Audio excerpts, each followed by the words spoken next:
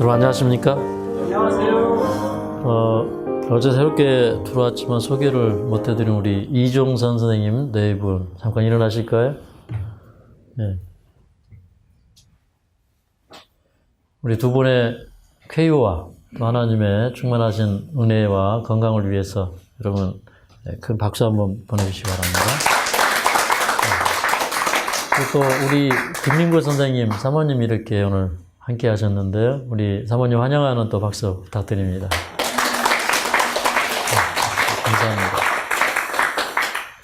감사합니다. 이제 우리 하늘마을에 희망이 있는 것은 여러분이 찬송 드릴 때 참 그 마음에 간절함을 가지고 또 하나님의 은혜를 구하는 힘찬 찬송을 할 때 희망이 느껴집니다. 그리고 시련은 지나갑니다. 우리에게 많은 어려움이 있어요. 또 여러분 각 사람을 볼 때 그 마음속에 다른 사람에게 얘기하지 못하는 그런 큰 짐이 있는 분도 계시고 또 남모르게 눈물을 흘리면서 기도하는 분도 계십니다. 그런데 하나님께서 여러분의 소원을 만족해 하실 것으로 인해서 감사드립니다. 여기 이제 하늘마을은 그 시련을 이기기 위해서 택함을 받은 사람들이 오신 장소입니다. 그래서 어제 이제 우리가 느헤미야서를 통해서 이 느헤미야가 자기 조국 예루살렘 성문이 소화되고 성벽들이 회파되고 또 대적에게 약탈을 당하고 또 포로로 사로잡혀가고 또 그 남은 백성은 환난과 능욕 가운데 있는 것을 알았지만 그러나 그의 마음속에 하나님의 언약을 기억했어요. 비록 이 민족이 지금은 이렇게 시련과 억압을 당하지만 그러나 회개하고 하나님께로 돌아오면 하나님의 이름을 두신 그 예루살렘 또 그리고 그 택하신 백성들을 하나님께서 다시 불러 모으시겠다고 하는 그 약속을 이민 3세였던 느헤미야가 고국을 한 번도 보지 못했던 목격하지 못했던 느헤미야가 희망을 가지고 하나님 앞에 울며 탄식하며 그렇게 수일을 보냈을 뿐만 아니라 4개월 동안 얼굴이 수척해지도록 그렇게 기도했습니다. 그래서 하나님께서 이역만리에 있는 이 우국지사 느헤미야를 통해서 내가 가서 저 예루살렘 성을 중건하라. 그래서 이 다 흩어지고 망해 있던 그런 그 예루살렘을 다시 중건해서 예수님이 오시는 그런 그 국가적인 대망 사업 또 메시아 대망 사업을 이룬 것을 우리가 보게 되었습니다. 성경은 이토록 우리가 시리에 빠져 있을 때, 우리가 절망에 빠져 있을 때 하나님의 도우심을 믿고 여호와 이레의 하나님을 믿고 나아가면 하나님께서 우리의 모든 문제를 해결해 주시겠다고 약속을 주십니다. 그래서 여러분은 멀지 않아 이 시련의 흉흉한 바다를 하나님의 은혜로 무사히 건넜음을 느끼게 될 것입니다. 우리 그 요한복음 12장에 있는 말씀을 좀 보도록 하겠습니다. 여기 이제 24절을 보면 예수님께서 한 알의 밀알이 되어서 땅에 떨어져 죽을 것을 얘기하셨습니다. 이것은 예수님께서 친히 자기가 십자가에 달려 돌아가실 것을 얘기하고 있는 그런 장면입니다. 그 다음에 예수님은 큰 슬픔 가운데서 기도하시기를 28절에 보면 아버지여 아버지의 이름을 영광스럽게 하옵소서라고 기도하셨더니 하늘에서 소리가 나서 가로되 내가 이미 영광스럽게 하였고 또다시 영광스럽게 하리라 라고 말씀을 하십니다. 예수님께서 아버지께서 영광스럽게 되시고 아버지께서 영광 받으시기 위해서 기도할 때 그 아버지께서 내가 이미 영광스럽게 되었다라고 말씀을 하셨어요. 그것은 예수님이 이 세상에 오셔서 생애하실 때 우리의 혈통을 가지고 태어나시고 우리와 같은 모양, 다시 말해서 죄 있는 육신의 모양으로 오셔서 모든 사람들처럼 연약함을 가지시고 죄를 이기고 승리하셔서 이제 그것이 하나님께 영광이 되었어요. 그래서 이미 그 예수님의 생애를 통해서 아버지께 그 영광이 돌아갔습니다. 그뿐만 아니라 그 아들이 그 십자가에서 희생 제물이 되심으로 말미암아 하나님의 사랑을 세상에 전하고 또 예수님을 통해서 하나님의 미랄이 땅에 떨어져 죽음으로 많은 사람이 구원 얻을 것을 하나님께서 아셨기 때문에 내가 또한 영광스럽게 하리라 라고 말씀을 하십니다. 근데 이 하나님의 영광 가운데 또 큰 영광은 무엇이냐면 하나님을 영광스럽게 하는 정말 더 큰 영광은 무엇이냐면 여기 31절, 32절에 있는 말씀입니다. 자, 31절, 32절 함께 읽겠습니다. 시작. 이제 이 세상에 심판이 이르렀으니 이 세상 임금이 쫓겨나리라. 내가 땅에서 들리면 모든 사람을 내게로 이끌겠노라 하시네. 여기는 이 말씀을 보니까 이제 내가 이 세상을 심판할 때가 이르렀는데 그게 무슨 말이냐면 이 세상 임금이 쫓겨나리라 그렇게 얘기했어요. 그러니까 이 우주적인 대망은 무엇이냐면 사단을 영원히 추방해서 이 우주로부터 추방해서 더 이상 죄가 없는 나라, 하나님의 사랑이 통치하는 그 나라를 만드는 것입니다. 이게 하나님께 영광을 돌리는 것이에요. 이제 내가 땅에서 들리면 많은 사람을 내게로 이끌겠노라 하셨는데 이 말씀은 또 이런 의미입니다. 여러분, 우리가 예수님께 가려고 하면 우리를 꼭 붙들고 있는 존재가 있어요. 그게 누구예요? 네, 사단이에요. 그리고 우리가 예수님께 좀 가려고 하면, 우리가 좀 바른 길을 가려고 하면 사단이 우리 마음에 충동을 일으키고 우리 마음에 죄를 일으키고 해서 우리를 예수님께 가지 못하도록 확 붙들어요. 그런데 우리가 예수님께로 가려면 이 마귀가 우리 마음에서부터 추방당해야 돼요. 아멘입니까? 그래서 십자가는 무엇이냐면 우리 생애에서, 우리 마음에서 사단을 추방하는 것입니다. 그뿐만 아니라 예수님의 십자가는 사단을 추방하는 큰 사건이 될 것이었어요. 네. 예수님은 그 십자가가 있기 전에도 계속해서 이 마귀를, 귀신을 내어쫓는 그런 일들을 해오셨습니다. 우리 그 마태복음 10장 1절로 가겠습니다. 마태복음 10장 1절. 마태복음 10장 1절.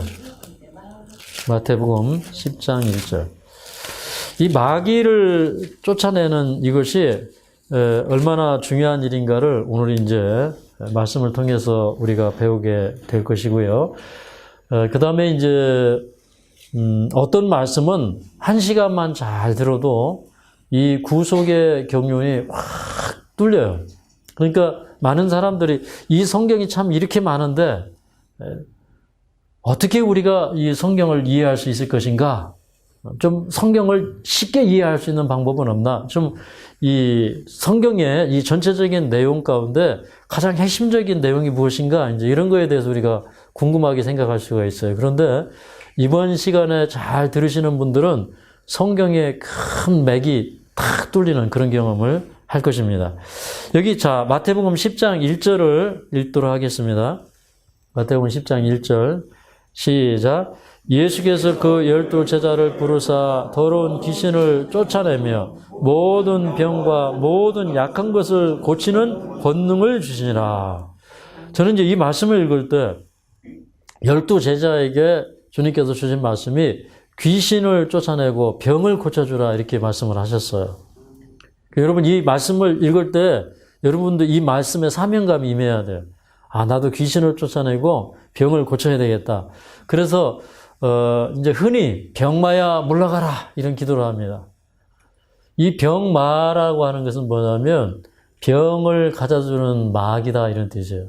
그러면 예수님이 병마를 내쫓으셨습니까?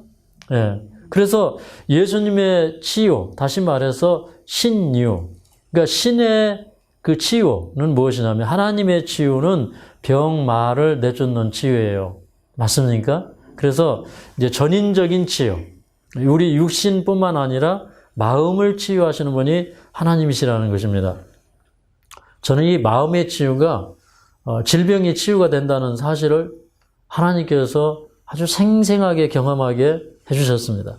그래서 제가 가끔 말씀을 드리지만 이제 제가 처음에 하나님은 살아계신 치유자이시고 살아계신 구원자라는 것을 정말 생생하게 경험했던 제 첫 경험은 이제 제가 이제 신학교 시절에 학생 전도사로 있을 때 거기 이제 박근영 집사님이라는 분이 폐암에 걸렸어요. 그런데 병원에서 수술하려고 폐를 열어보니까 전부 퍼져서 수술을 할 수가 없어요. 그래서 그냥 다시 덮어놓고 집에 가서 그냥 맛있는 거 드시고 이제 마지막을 준비하라고. 그래서 이제 이분이 그 말씀을 듣고 돌아오셨어요. 그래도 이제 하나님의 은혜를 구하면서 이분은 이제 과일식을 15일 했어요. 그리고 이제 이제 과일식이 맞춰지는 즈음에서 이제 저를 알게 되었고, 새벽 기도를 같이 하게 되었어요. 근데 그 박근영 집사님과 또 다른 집사님 한 분하고, 두 분하고 저하고 셋이서 새벽 기도를 합니다. 근데 이제 저는 그 새벽 기도를 하면서 늘 그 집사님의 마지막 그 준비를 위해서, 속으로 기도하면서 이제 예배를 드리게 되었어요. 근데 그냥 아침에 예배를 드리고 말씀을 읽고 찬송을 하고 할 때 우리 마음속에 참 은혜가 있고 기쁨이 있어요. 근데 그 집사님을 바라볼 때는 좀 다른 느낌을 받았어요. 그분 안에 예수님이 와 계시는 것 같아요. 예. 근데 이제 그분이 이제 어떤 날은 내가 좋아하는 찬미 몇 장 하자고 이제 이렇게 얘기를 하고 그러시는데 제가 한 20여 년 지나다 보니까 그분이 좋아했던 찬송이 몇 장인지 잊어버렸어요. 지금 가끔 그분이 좋아했던 그 찬송이 몇 장이었던지 기억이 났으면 하는 생각을 해요. 그런데 어느 날 아침에 예배 시간에 새벽 기도에 이분이 이렇게 고백했어요. 전사님, 제가 참 신랑을 원망하고 많이 미워했습니다. 제가 그 생선 바구리 그거 이렇게 그 머리에 이고 다니면서 그 생선은 이제 떼어다 팔 때 그날 팔지 못하면 이게 생선이 상하기 때문에 이제 그걸 다 팔지 못하면 집으로 못 오고 이제 이 시골 장들이 이렇게 날짜가 이렇게 돌아가면서 있잖아요. 그래서 이제 오늘은 뭐 여기 이 대천장에 갔다가 내일은 뭐 청양장에 갔다가 모레는 예산장에 갔다가 이렇게 그 생선을 다 팔기 전까지는 집에 돌아오지 못한다는 거예요.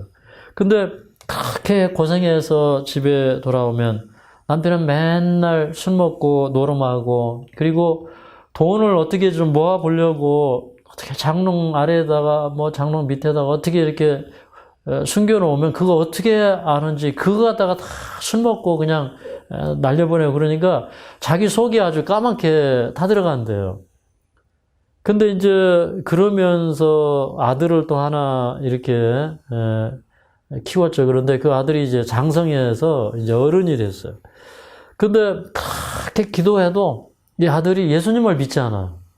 그래서 이 집사님이 항상 매 주일마다 감사헌금을 드리는데 이 감사헌금의 내용이 뭐냐면 이제 그 감사헌금 끝에 꼭 그 드리는 자가 자기 아들이에요. 자기 아들 이름으로 꼭 감사헌금을 드려요. 그래서 저는 처음에 그분이 누군지를 몰라가지고 나중에 물어봤더니 그 집사님 아들이에요. 근데 이분이 이제 마지막 얘기는 이거였어요. 전사님, 제가 살면 얼마나 살겠습니까? 제가 이제부터는 남편도 미워하지 않고 아들도 원망하지 않고 이제부터는 마음껏 살아가겠습니다. 그렇게 얘기했어요. 마음껏 살아가는 일을 시작했어요. 근데 이제 그렇게 말씀드린 다음에 이제 우리가 예배 마치고 나면 이렇게 인사를 하잖아요. 감사합니다 하고 성도들끼리 인사하는데 이 집사님은 저 뒷쯤에서 이렇게 서 계셔가지고 인사를 하시는데 손을 잡고 사랑합니다, 사랑합니다, 집사님 사랑합니다 막 그래요. 그래서 제가 여러분에게 인사할 때 우리 인사할 때 뭐라고 인사해요? 사랑합니다. 그러니까 사랑하면 치유가 되는 거예요. 아멘이니까 사랑하면. 근데 이 집사님은요, 저를 만나면 전도사님 사랑합니다 하고 악수 플러스 제 손을 갖다가 볼에다 이렇게 대셔요. 참 어머니 같은 그런 분이시니까 그렇게 하셔도 괜찮아요. 그런데 그러고 나서 이제 몇 주가 흘렀습니다. 제가 이제 그때 서울에 올라왔다가 이제 하루 새벽 예배를 건너고 그 다음 날 새벽 예배를 마치고 다 교회 밑에 내려왔어요. 그런데 이분이 이런 얘기를 했어요. 전사님, 저 깨끗해졌습니다. 저 깜짝 놀랐어요. 그래서 아니 뭐가 깨끗해져요? 그랬더니 제가 이번에 어쩐지 병원에 가서 검사를 해보고 싶어서 검사를 했는데 암이 흔적도 없이 사라졌습니다. 근데 제가 그 말을 들은 다음에 그 아침에 얼마나 기쁨이 몰려오는지 저기 이제 기쁨의 빵빠라가 지금 울리고 있습니다. 즐거움의 빵빠라가. 근데 얼마나 이제 기쁨이 몰려오는지 제가 그날 그 일하면서 그 하우스 안에 들어가 가지고요. 그 하우스 안에 들어가서 노래를 하면 좀 덜 들려요. 그래가지고 얼마나 하나님을 찬송했는지 몰라요.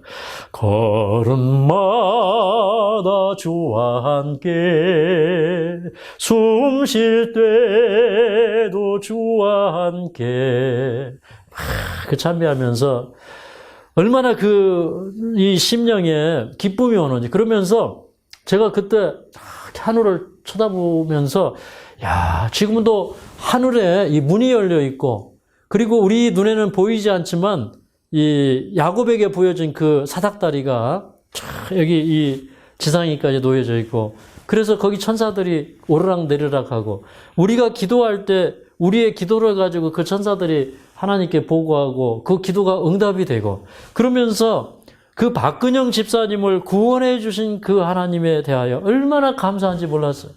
그러면서 제 마음속에 야, 우리가 같이 기도했는데 그 집사님의 기도를 들어주시고 저희의 기도를 들어주시고 그러면서 지금도 하늘문이 활짝 열려 있어서 그 하늘을 향해서 소망을 가지고 가는 자에게 하나님께서 구원을 주신다는 그 사실이 저는 이 생애에서 가장 기쁜 사실이었어요. 얼마나 기쁨이 되는지. 그래서 이제 화요일 날 이제 제가 광고를 했어요. 교인들한테.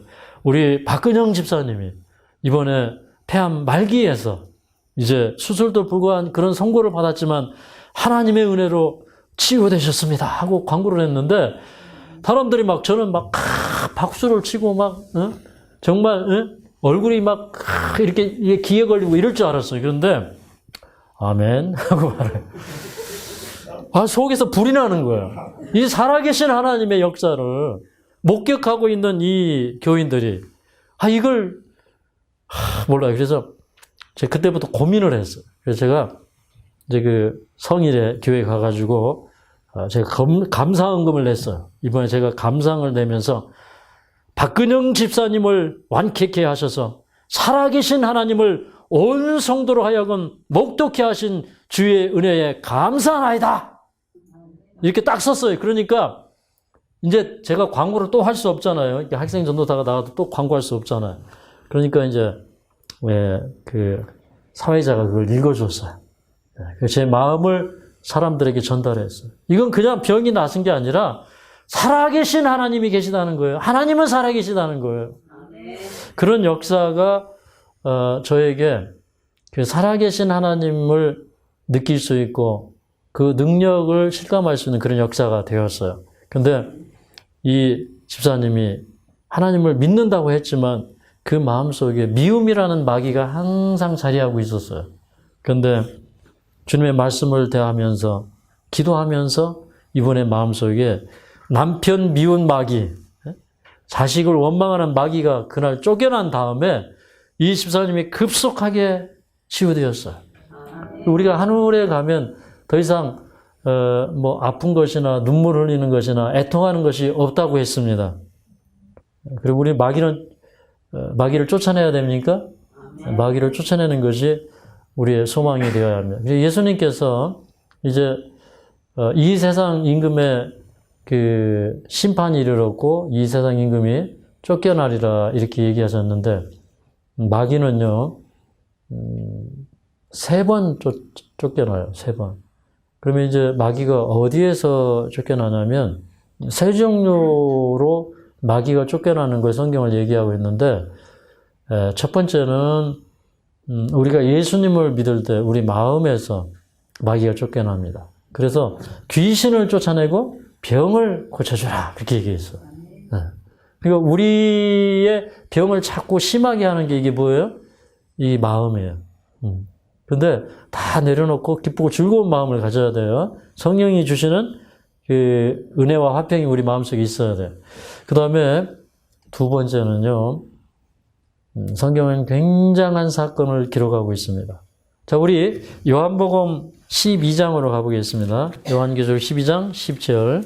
내가 또 들으니 하늘에 큰 음성이 있어 가로되 이제 우리 하나님의 구원과 능력과 나라와 또 그의 그리스도의 권세가 이루었으니 우리 형제들을 참수하던 자 곧 우리 하나님 앞에서 밤낮 참수하던 자가 쫓겨났고 그랬어요.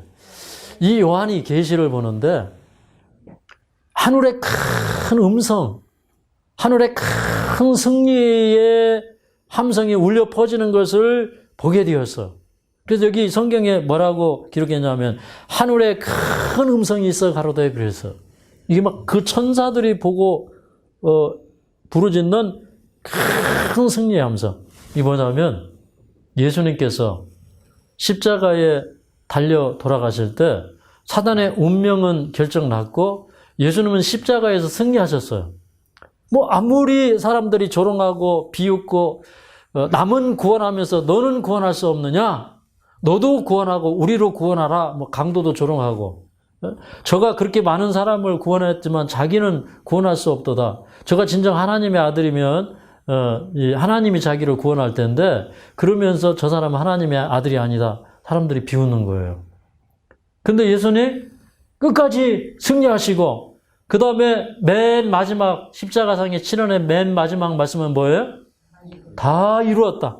근데 다 이루었다. 그렇게 선고하셨을 때 하늘은 큰 찬양이 함성이 울려나고 그 예수님의 희생을 통해서 온 인류가 구원받는데 특별히 그 사건은 뭐냐면 사단이 쫓겨나는 사건이었어요. 네, 사단이 쫓겨나는 사건이었어요. 근데 여러분 우리 맨 먼저 기록된 욥기서 그 1장에 보면 하늘에 그 하나님의 아들들의 그 우주의 총회가 있어요. 그 타락하지 않은 세계들의 각 위성에서 대표자들이 왔어요. 하나님의 아들들이 총회에 왔어요. 근데 거기 불청객이 하나 왔는데 누가 딱 왔어요? 사단이 왔어요.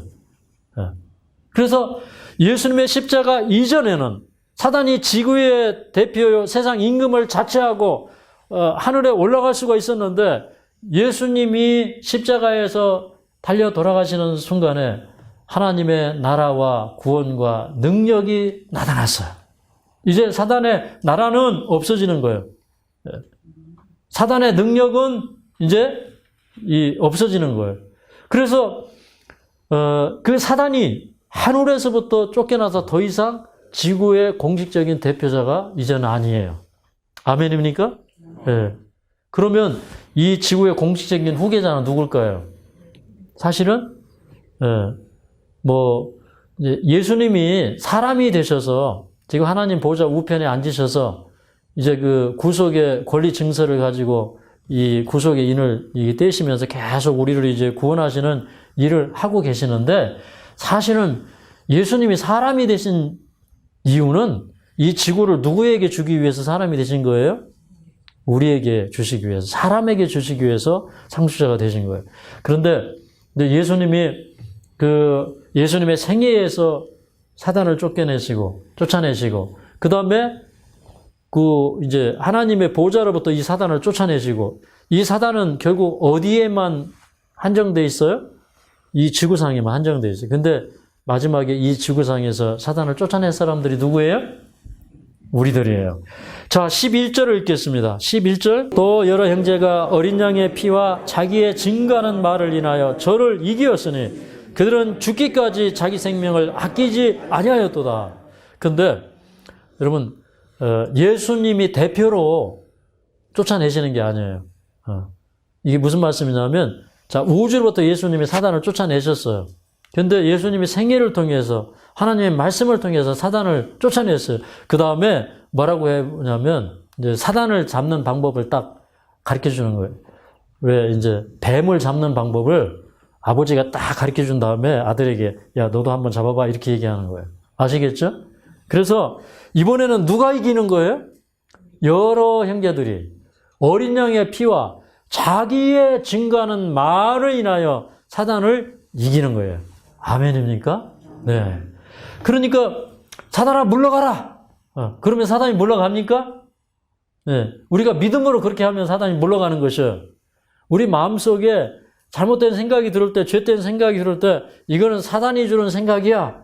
그런데 내가 물리쳐야지 하고 물리치면 물러갑니까? 물러가는 거예요. 그래서 여러 형제들이 사단을 이겼다 이렇게 얘기했어요. 근데 그들은 자기의 생명을 아끼지 아니하였다고 그랬어요. 그러니까 예수님이 자기 생명보다 더 귀한 거예요. 피는 물보다 진하다. 근데 예수님과 여러 형제가 이거 피보다 진한 사랑으로 뭉쳐지니까 자기 생명을 아끼지 않고 예수님이 이기는 방법으로 이기는 거예요. 아멘입니까? 그래서 이제 이 12절에 보니까 이 사단이 자기 때가 얼마 안 남은 줄 알고 크게 분내어서 이제 그 땅에 내려가서 이게 뭐냐면 그 하늘에서 예수님이 십자가에 달려 돌아가실 때 이제 공식적으로 우주에서 야, 너 더 이상 이제 오지 마. 내 말 안 들어. 그 우주가 다 그렇게 동의를 해가지고 문을 딱 닫아버렸어요. 그리고 내 말 안 들어. 그래서 이제 이 땅에 내려와서 사단이 계속해서 더 분내어서 사람들을 미혹해서 이 땅에서 자기 왕국을 세우려고 하는 거예요. 근데 하나님의 방법은 뭐냐면 아버지가 뱀 잡는 법을 딱 가르쳐 준 다음에 야, 너도 한번 잡아봐. 그랬더니 그 아들들이, 딸들이 사단을 이기는 거예요. 그러니까 이 사단은 큰일 났다, 이거. 내가 살 날이 얼마 안 남았다. 그래서 더 분내어서 내려가서 17절에 보면 용이 여자에게 분노하여 돌아가서 그 여자의 남은 자손 곧 하나님의 계명과 또 예수의 증거를 가진 자들로 더불어 싸우려고 바다 모래 위에 섰더라 그렇게 얘기하고 있어요. 네. 그래서 이제 이 싸움이 이제 마지막에는 누구와 누구의 싸움이 된 거예요? 우리와 마귀의 싸움이 된 건데, 근데 사단도 그걸 알아요. 자기가 패하고 쫓겨날 것을 안다 그랬어요. 그러면 이제 마지막에 어떻게 해서 최종적으로 이 사단이 이 지구에서부터 쫓겨나고 최종적으로 우리가 구원을 얻을 것인가. 자, 레위기 16장으로 가도록 하겠습니다. 이 레위기 16장에 있는 내용은 아주 흥미진진합니다. 그래서 이제 레위기 16장은 딱 1년에 한 번 있었던 대속죄일을 얘기하고 있는데, 대속죄일은 이스라엘이 1년 동안에 범한 모든 죄를 회개하는 날이었어요. 그러면 그 회개하면 죄를 버리면 정결케 되고, 만약에 회개하고 죄를 버리지 않으면 이제 이스라엘 온 회중에서 끊쳐짐을 당하는, 그러니까 이 죽임을 당하는 그런 이제 용서의 날이기도 하고, 또 이날은 사법적인 심판의 날이기도 했어요. 근데 이 대속죄일 예식은 이제 그 예수님의 십자가를 통해서 이루어질 구속 사업의 결정판이라고 볼 수가 있어요. 네. 그래서 이제 이 예수님께서 이 대속죄일 사업을 지금도 이루어가고 계시는 겁니다. 이제 이 번제단은 예수님의 십자가를 표상했고, 그 다음에 예수님이 승천하신 다음에 우리 히브리서 8장, 9장, 10장에 가보니까 예수님이 하늘에 어디로 들어가셨어요? 성소로 들어가셨어요. 그 다음에 성소 사업이 마치신 다음에 맨 마지막에는 지성소에 들어가시는데, 그 지성소에서 이루어지는 사업이 뭐냐? 죄를 도말하시는 일을 하시는 거예요.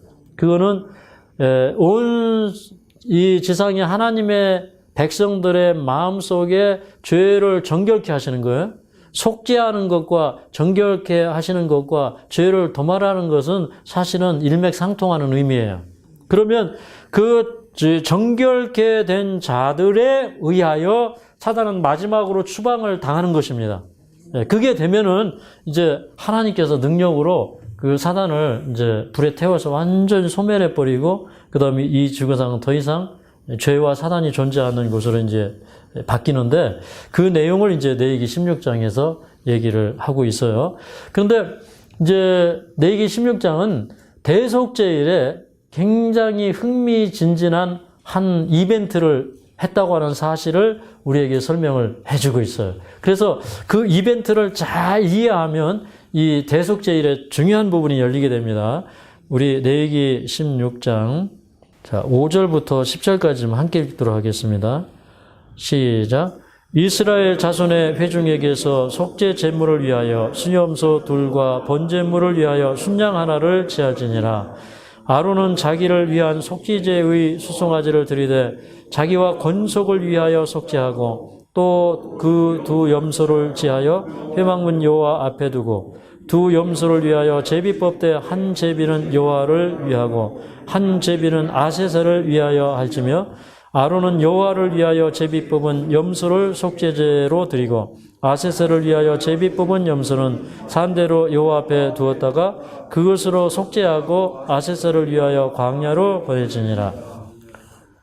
이제 그 대제사장이 자기 돈을 주고요. 이스라엘의 회중에게서 2마리 염소를 사와요. 그런데 이제 그 미시나라고 하는 그 유대인들의 그 책에 미시나라고 하는 유대인들의 하나의 율법서죠. 그런데 그 율법서에 그 요마라고 하는 그 부분이 있는데 요마는 이제 대속제일에 관한 그런 그 논문이라고 보시면 돼요. 그 미시나의 그 요마에 보면 대제사장이 자기 돈을 주고 가서 그 2마리 염소를 회중에게서 사와요. 그러면 이제 자기 돈을 주고 가서 그 염소를 사는 이유가 뭐냐면 여러분 예수님은 우리의 그 구속자가 되셨어요. 이 구속은 뭐냐면 이제 옛날에는 노예제도가 있었잖아요. 그죠? 그러면 그 노예를 살려면 그 노예를 속전을 주고 사야 돼요. 그 속전을 주고 사는 게 구속이에요. 그러니까 이건 무엇을 의미하냐면 하나님께서 우리를 구원하기 위해서 자기 돈 들여서 우리를 도로 해방시키고 사신 거예요. 그 뭐냐면 예수님의 자원하는 희생을 얘기하는 거예요. 근데 그 2마리 염소를 취할 때 가급적이면 이렇게 뭐 크기나 몸무게나 그 다음에 그 같은 장소, 같은 곳에서 이 2 염소를 사와요. 그 다음에 사온 다음에 이제 그날 그 성소의 뜰에 그 여호와 앞에서 이제 이 제비를 뽑아요.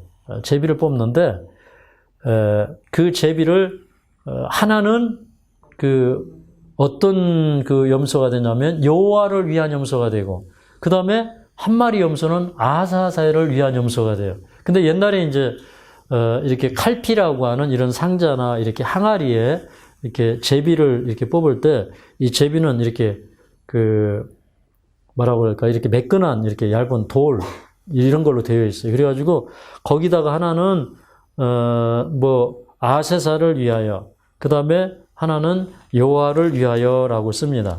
쓴 다음에 이제 그 돌을 가지고 가서 염소 머리 위에 이렇게 딱 얹어놔요.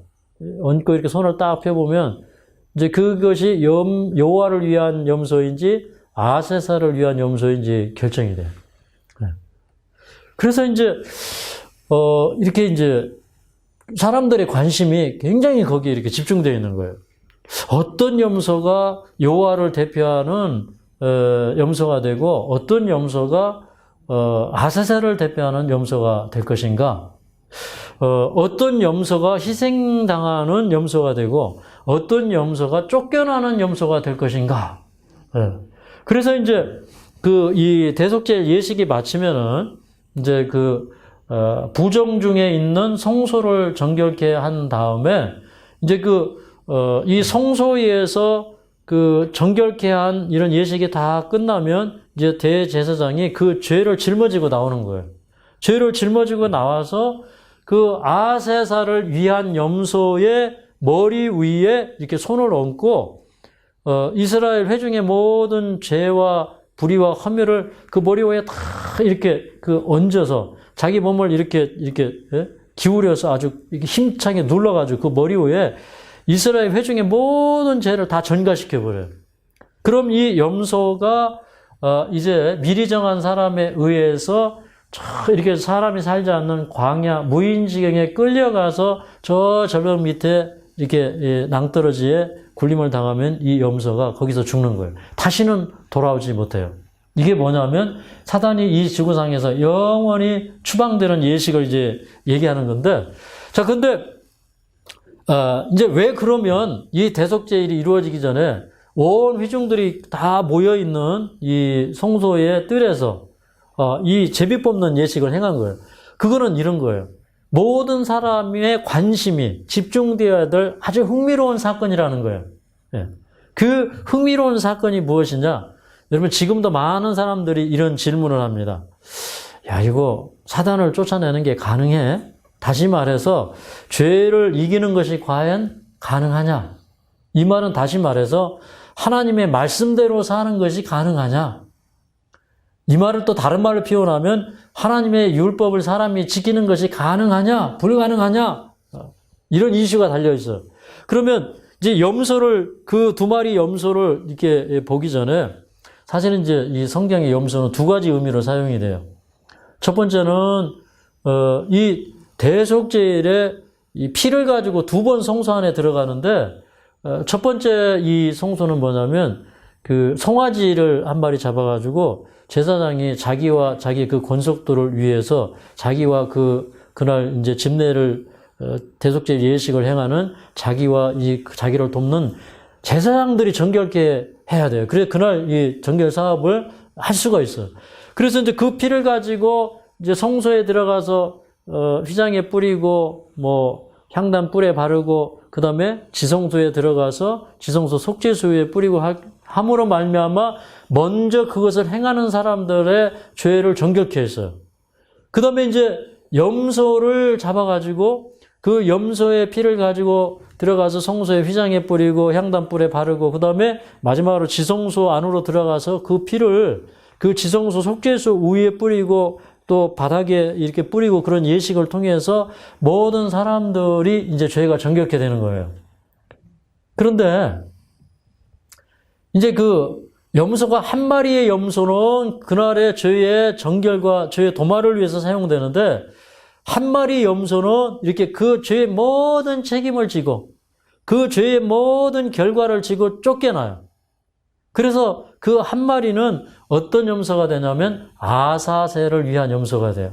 여호와를 위한 염소는 속죄를 위해서 희생을 당하고 그로 말미암아 이스라엘의 모든 죄가 정결케 되고 죄가 도말되는 결과를 얻어내는 염소가 되고 아사살 염소는 이제 죄의 모든 책임을 지고 쫓겨나는 염소가 되는데 그럼 이 아세살의 존재가 무엇인가? 여러분 우리가 이제 이 성경에서 성경을 해석해 줍니다. 그죠? 성경이 성경을 해석하도록 하는 게 좋아요. 이게 사단을 쫓겨내는 의식을 한 다음에 하나님께서 바로 뒷장에 17장 7절로 가겠습니다. 자, 함께 읽도록 하겠습니다. 시작. 그들은 전에 음란히 섬기던 순염소에게 다시 제사하지 말 것이니라. 이는 그들이 대대로 지킬 영원한 규례니라. 그러면서 그 사단을 쫓아내고 거기 이 광야에서 죽게 만드는 그런 예식을 행한 다음에 뭐라고 했냐면 이제는 뭐 섬기지 말라는 거예요? 순염소를 섬기지 말라는 거예요. 그러면 이제 이 당시의 배경을 엿볼 수가 있는데 여러분 이 고고학에 의하면 기원전 2500년 전에 이 팔레스타인 지역에서 사람들을 이 염소를 우상을 만들어 놓고 성경 기록에 나와요. 그래서 이제 뭐 금으로도 만들고 은으로도 만들고 유리나 나무 껍질로 이 우상을 만들어가지고 염소 우상을 섬겼어. 이게 고대 근동의 문화예요. 근데 그러면 유대인들은 이 당시에 유대인들은 그 아세살 염소를 어떤 존재로 이해하고 그 대속제 예식을 행했느냐 이 말이에요. 여러분 그 고대 유대인들이 그것을 모르고 대속제를 행했을 리가 없어요. 맞습니까? 왜 그러냐면 속죄의 제물은요. 레위기 4장 5장 이런 데 보면 아니 그 부지 중에 죄를 범하였다가 그 범한 사실을 깨달으면 가서 속죄 제물을 하라고 했는데 1년에 한 번밖에 없는 대속제를 주면서 사람들이 이해할 수 없는 제도를 주면서 가가지고 이렇게 해라 그렇게 할 리가 없다 이 말이에요. 맞습니까? 예. 근데 그러면은 이제 그 당시에 그 배경을 볼 수 있는 그 캐톨릭에서 외경이라고 부르는 에녹 1서에 보면 이 에녹 1서에는 이 아세사를 타락한 천사의 우두머리로 봅니다. 그 다음에 이제 우리가 이 성경을 연구하다 보면, 역사를 연구하다 보면, 뭐, 유대주의 중간사라고 하는 그 구약과 신약의 이 중간 시대가 있어요. 예수님 오시기 전에 이제 수백 년 동안 선지자도 없던 그런 시절 있잖아요. 그런 기간을 우리가 이제 중간사 시대라 이렇게 이제 얘기를 하는데 그 시대의 그 문헌인 아브라함 묵시록이라는 책이 있어요. 아브라함 묵시서 또는 아브라함 묵시록에 보면은 이 아세사를 귀신으로 얘기하고 있다 이 말이에요. 귀신으로 보고 있다 이 말이에요. 그래서 이제 많은 사람들이 이 아세사를 영어로는 escape goat 해가지고 쫓겨나는 염소로 이렇게 번역을 했어요. 오늘날 많은 사람들이 그래서 이제 이렇게 죄를 지고 이렇게 추방을 당하고 사람들에게 외면을 당하는 그 아세사를 예수님의 어떤 구속사역으로 이해를 하지만 실제로 원래는 그렇지 않아요. 그래서 그러면은 이제 현대 신학자 카일이나 데리치 같은 사람은 이것을 어떻게 이해하냐면 그런 개념으로 쫓겨나는 염소 그런 개념으로 이 아세사를 이해하면 안 된다. 왜 그러냐면 이 문맥이 안 맞아요. 그렇게 읽으면 여기 16장으로 다시 가서 레위기 16장으로 가서 한번 좀 보도록 하겠습니다. 10절 서부 부분에 보면 아세사를 위하여라고 했어요. 아세사를 위하여. 네. 그래서 이게 이제 만약에 아세살이라는 말이 쫓겨나는 염소라고 하면 예를 들어서 아세살을 쫓겨나는 염소라고 보면 쫓겨나는 염소를 위한 염소가 돼요. 이 문맥이 안 맞아요. 네.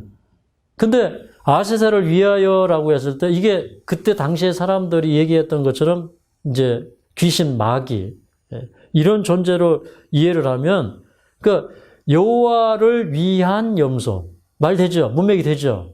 그러면 아세살 이걸 사단이나 귀신, 용 이런 존재로 놓고 보면 귀신을 위한 염소 다시 말해서 사단을 대표하는 염소 그러니까 용을 대표하는 염소 이러는 거예요.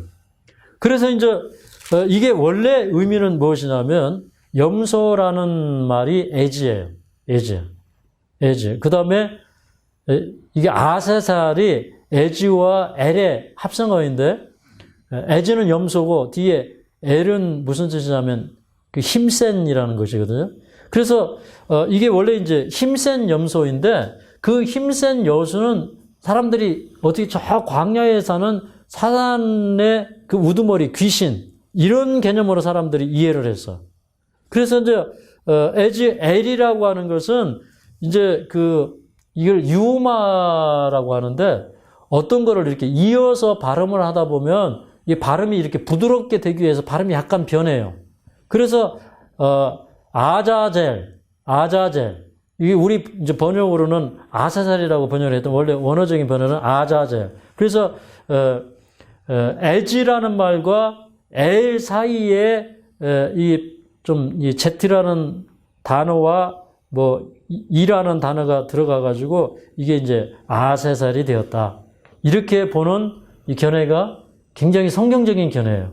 어쨌든 그 당시에 그 유대인들의 문헌과 기록들을 연구해 보면 이 아세살은 누구를 대표하냐면 이제 귀신, 사단.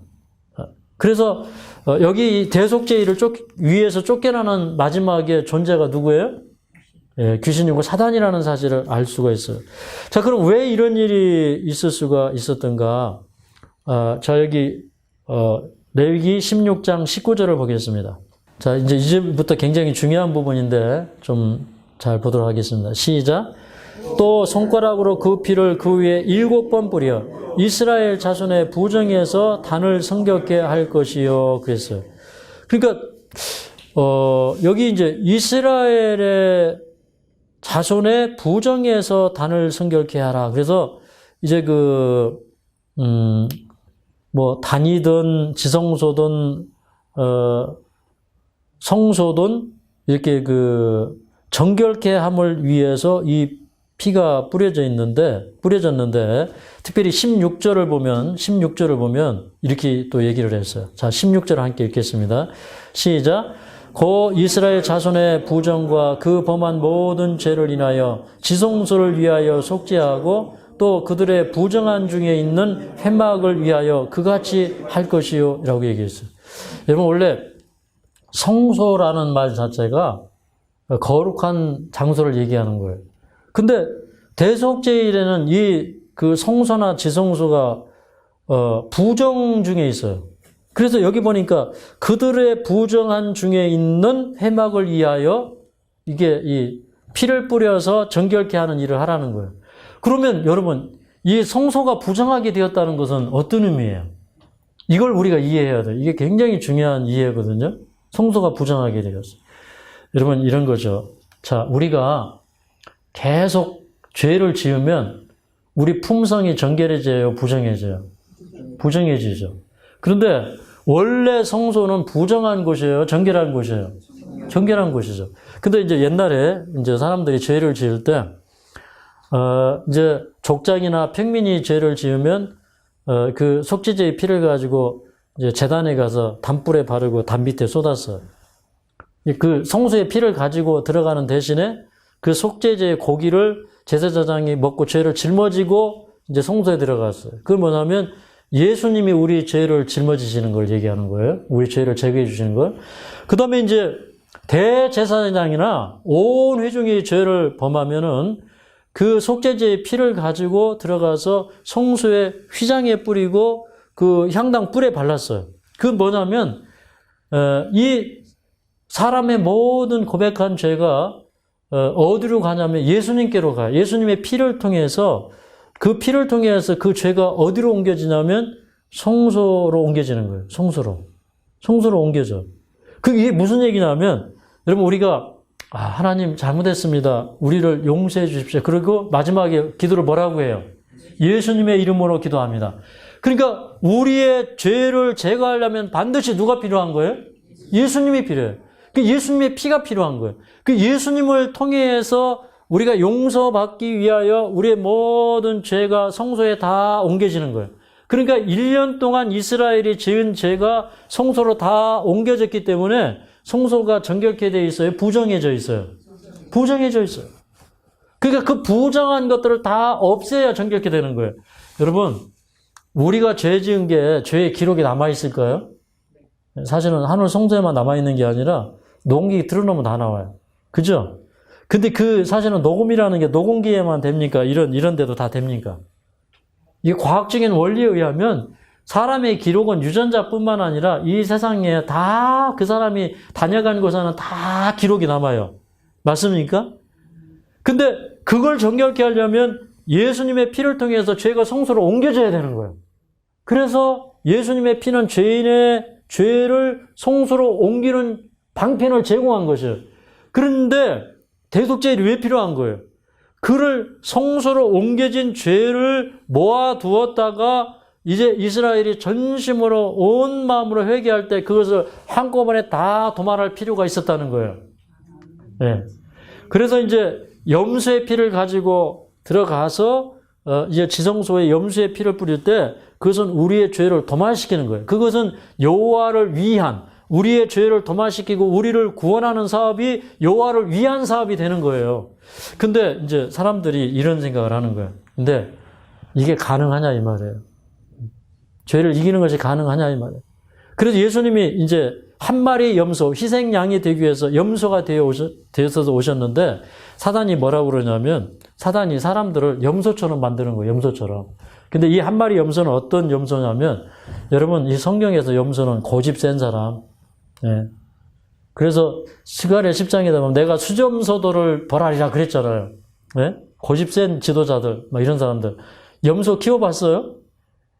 염소 키워본 사람 얘기하대요. 옛날에 오니오마라는 사람이 시골에 들어가서 살면서 아이들하고, 아이들 이제 둘인가를 이렇게 키워요. 근데 그 아이들이 우리 집에 왔었는데, 양과 염소를 키우면서 자기네가 이게 성경의 이 진리를 이해한대요. 양은 뭐 잘 따르고 밥 주면 좋아하고 이러는데요. 근데 밥 주러 들어가도 염소는 걸리적거리면 그냥 뿔로 받아버린대. 그리고 이제 이렇게 산책을 시켜주잖아요. 우리 순종이 산책을 하듯이. 그리고 우리 순종이도요, 자기가 어떤 그 힘든 영역이 딱 가면 버티고 절대 안 가. 순종 이기는 사람 없어요.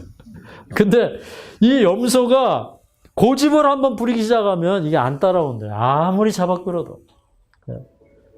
그래서 이제 예수님이 이 세상에 오시는데 여러분 이런 거예요. 여러분 이 죄 있는 육신, 우리는 죄를 경험했기 때문에 이렇게 사악해졌어요.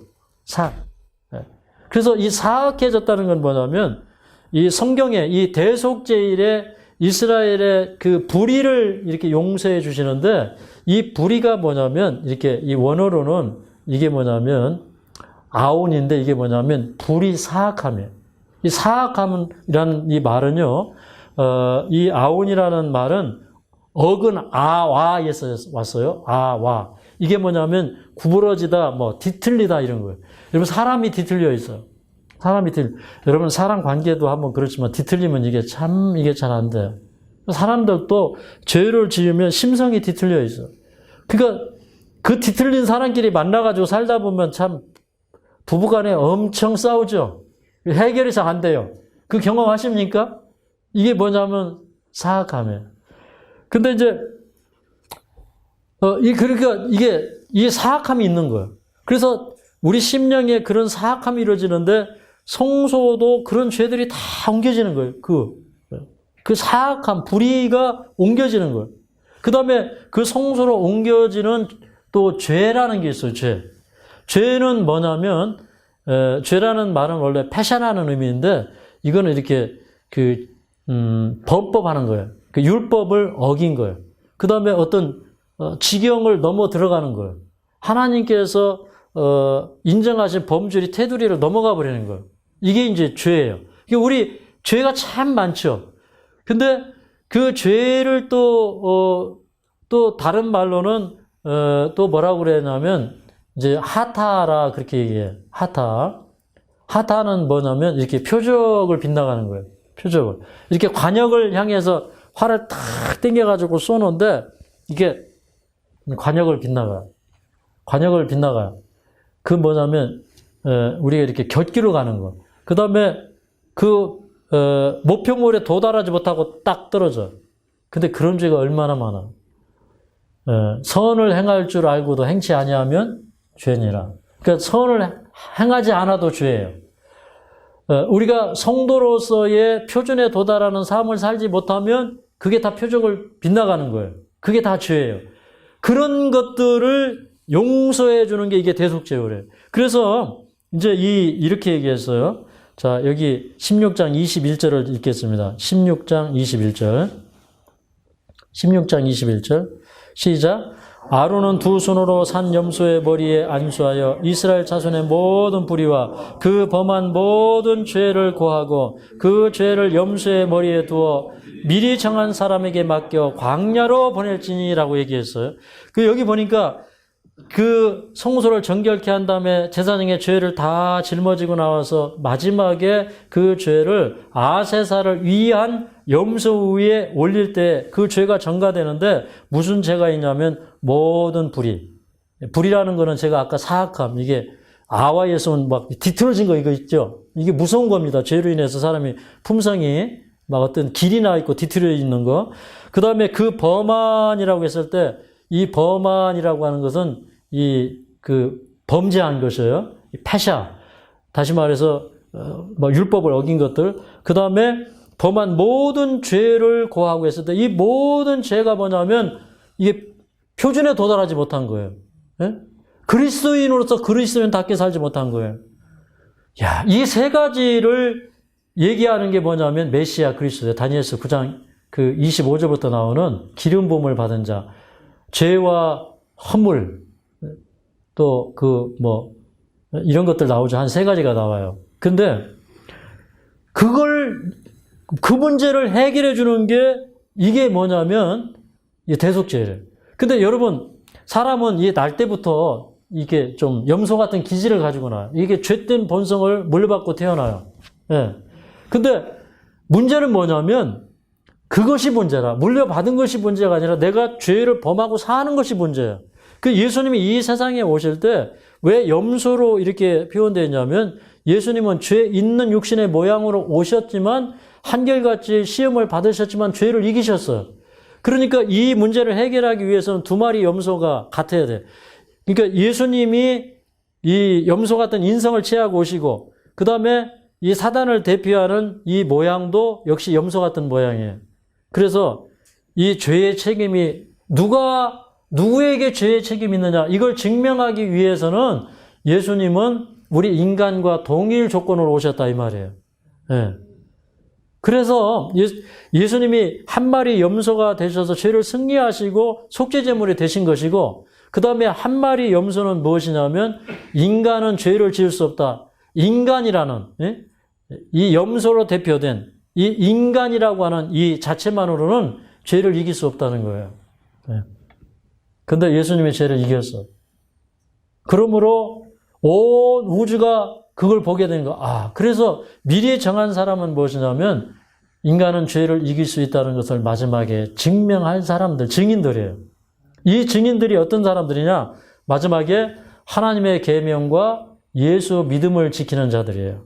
아멘입니까? 이게 굉장히 기쁜 의미인데, 자, 염소는 예수님을 표상하지만, 그런데 그 예수님 자체가 누구였어요? 인간이셨다 이 말이에요. 한 제물을, 한 몸을 예비하셨다. 그렇게 얘기했어요.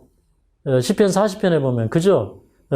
그래서 예수님이 예비하신 그 몸은 뭐냐면, 그냥 인간의 육체 위에 초월해 계시는 그런 육신이 아니라, 예수님은 오히려 낮은 곳으로 종의 종으로 오시고 그래서 더 낮은 곳에 오셔서 고운 모양도 없고 풍채도 없는 그런 모습으로 오셔서 우리와 한결같이 시험을 받으셨지만 죄를 이기시는 모습으로 오셨다 이 말이에요.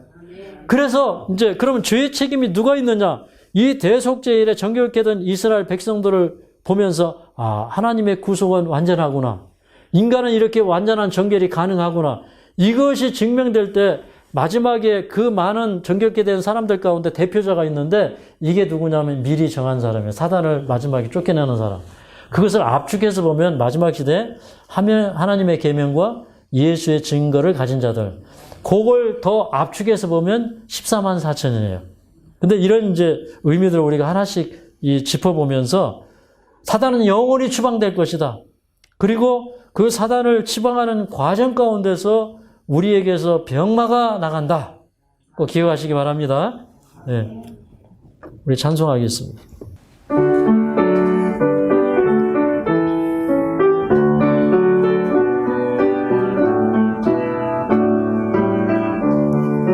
주와 같이 되기를 내가 항상 원하니 온유하고 겸손한 주의 마음 주소서. 세상에서 우리가 나그네로 있을 때 주의 영상 닮아서 살아가게 앞서서. 비록 작은 새라도 잊지 않는 나의 주, 나와 함께 계시어 나를 돌아보소서.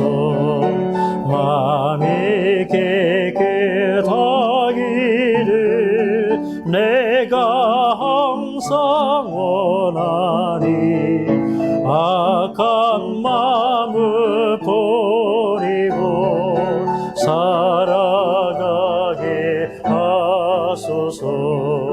주와 같이 되기를 내가 항상 원하니 평화로운 주 곁에 편히 쉬게 하소서. 전해로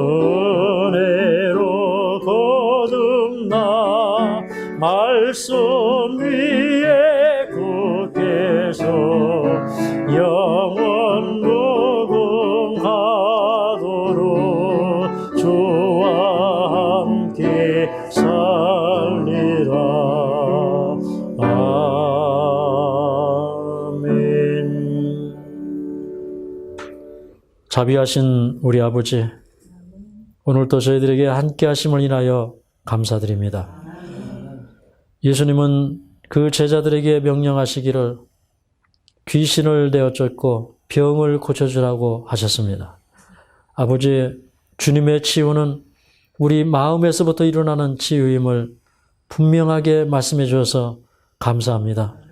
우리가 예수님께로 마음을 돌이키고 우리 마음을 정결케 함을 받을 때 그 정결 가운데 우리의 육체의 부정도 씻겨 주실 줄로 믿습니다. 아버지, 부정 중에 있는 우리 육체를 정결케 하여 주시옵소서. 우리 마음을 정결케 하여 주시옵소서. 정말로 성경은 마지막에 참된 하나님의 진실한 백성들을 인하여 또 어린 양의 피와 자기의 증거하는 말을 인하여 사단을 이기는 백성을 인하여 사단이 쫓겨날 것을 말씀해 주셨사오니 아버지, 이 구속의 대진리를 우리가 항상 기억하고 연구할 수 있도록 도와주시옵소서. 아버지, 우리가 죄를 지을 때마다 참으로 하늘 성전을 부정하게 한다는 사실을 기억할 수 있도록 도와주시옵소서. 그럼 우리는 이제 속히 우리의 모든 죄로부터 정결함을 받고 주의 도마를 받고 참으로 사단을 쫓아내는 자가 될 뿐만 아니라 죄가 없는 그 나라에 들어가기를 원합니다.